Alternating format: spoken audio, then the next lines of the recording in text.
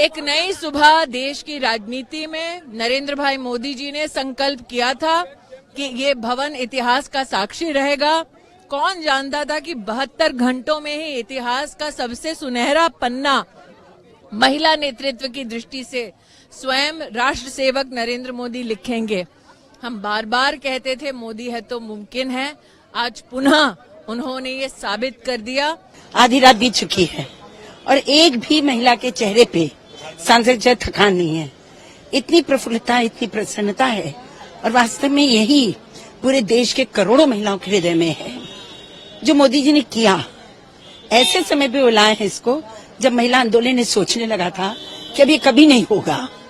तो आदरणीय मोदी जी को बहुत बहुत बधाई, क्रांतिकारी है और ये जो हमको मिला है आरक्षण, ये वास्तव में गेम चेंजर है और पूरे मैं तो ये कहूंगी महिला की ओर से कि महिलाओं के लिए दूसरी आजादी है।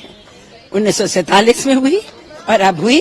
हम सभी के लिए इतना उत्सव जैसा दिन है, एक सपने जैसा लग रहा है। इतने लंबे दशकों से ये मांग थी कि महिलाओं को भी पूरा प्रतिनिधित्व, उनका अधिकार मिले। हम लोग हमेशा कहते हैं कि वे आधी आबादी हैं, लेकिन संसद में क्यों ना उनके प्रतिनिधित्व का भी एक जरिया बने, एक रास्ता बने। और हर राजनीतिक दल इसके बारे में न जाने कब से इतनी चर्चा करता था, लेकिन अब की बार मोदी सरकार ने जिस प्रकार से ये पहल की है, जिस प्रकार से एक दृढ़ इच्छा शक्ति दिखलाई है कि वो स्त्रियों को समानता का वाकई अधिकार देना चाहते हैं, और जिस तरह से सभी विपक्षी दलों ने भी इस मामले में एक साथ आकर के स्त्रियों का साथ दिया है, मुझे लगता है ये भारत के स्वस्थ लोकतंत्र का भी परिचायक है। और विश्व में मुझे लगता है ये एक बहुत बड़ा संदेश जाएगा कि भारत एक ऐसा लोकतंत्र है जहां पर हमारे यहाँ पर वास्तव में एक आदर्श समानता, बराबरी के नाते स्त्रियों कोई वंचित न रह जाए उस अधिकार के लिए। तो ये बहुत बहुत सुंदर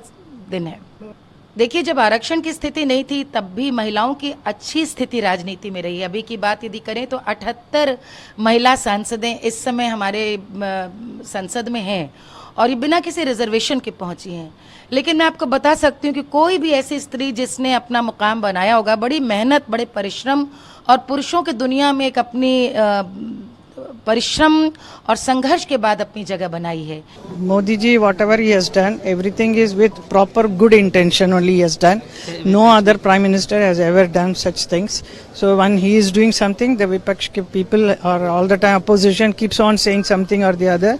It is their job to do it, so we don't bother about it. So do you think that this bill can change the Definitely, in few years, just see what all is going to happen.